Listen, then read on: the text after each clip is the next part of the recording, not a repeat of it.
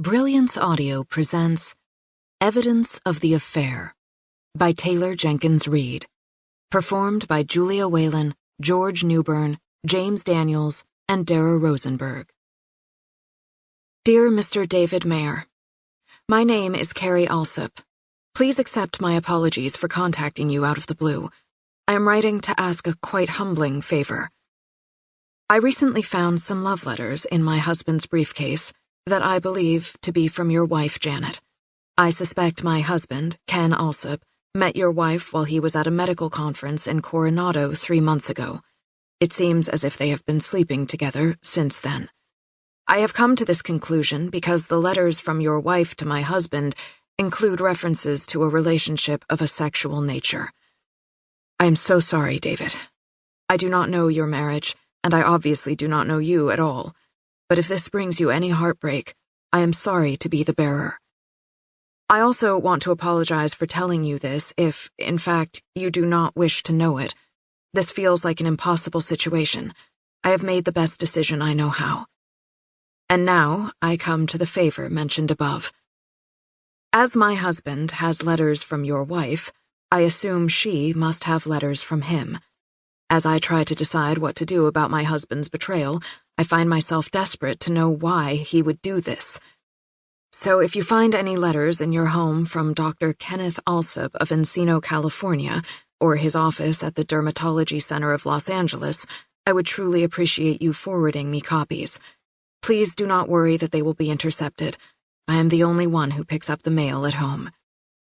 I have not included your wife's letters here, as that seems callous. But if you do wish to see them, I will, of course, do you the same favor I am requesting of you. Lastly, I realize I have appeared out of thin air with nothing to offer but bad news, but it must be said that my heart goes out to you, David, even though I do not know you. Sincerely, Carrie Allsop. Dear Carrie, please do not apologize. Your letter took me by surprise. I did not write back initially because I prayed you were mistaken. While I did look for your husband's letters, I found nothing. I checked my wife's nightstand in her car, as well as her jewelry box in the back of her dresser drawers. I even went looking through the Hanukkah decorations, not a single letter. I figured that there must be plenty of Janet Mayers in the San Diego area, and it had to have been one of them. It wasn't until a few days ago that I realized you had it right after all. I was in the family room with Janet and our 4 boys watching TV when the phone rang. Janet took the call, and I noticed she picked it up in the bedroom. I did not mean to spy, but that's exactly what I did. I heard her talking in a whisper to someone. I distinctly heard her say, "I'll see you soon, Ken."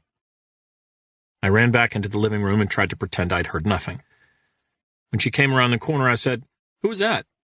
And Janet said it was Tricia Mason, the woman who lives 2 doors down. It was clear to me at that moment she was cheating. But I was surprised to find out that my gut told me to keep a straight face. I immediately hid from her what I knew. Why did I do that? Why didn't I confront her? I'm not quite sure.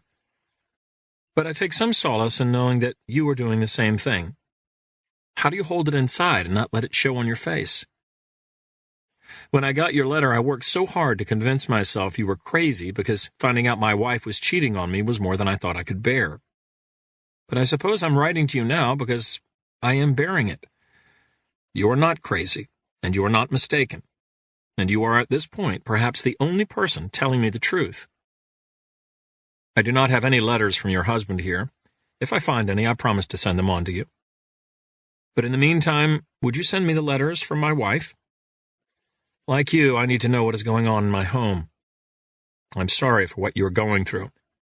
You are correct when you say that we don't know each other, but right now it feels like you're the only one who understands.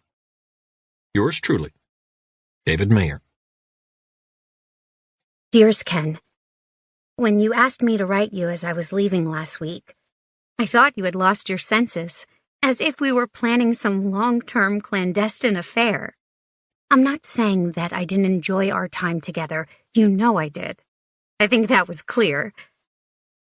But I figured that it was best we chalk it up to what it was. But now I can't stop thinking of you. I can't stop thinking about who I was in that room with you. Everything feels sexy to me now. Everything feels new. 4 kids and a messy house and 1,000 other things we women deal with had weighed me down. And now I feel lighter. All thanks to you. I guess this is just my way of saying thank you for our time together. I think I needed it. I know I should feel terrible about it all, and I suppose I do. But still, Ken, thank you. XO, Janet.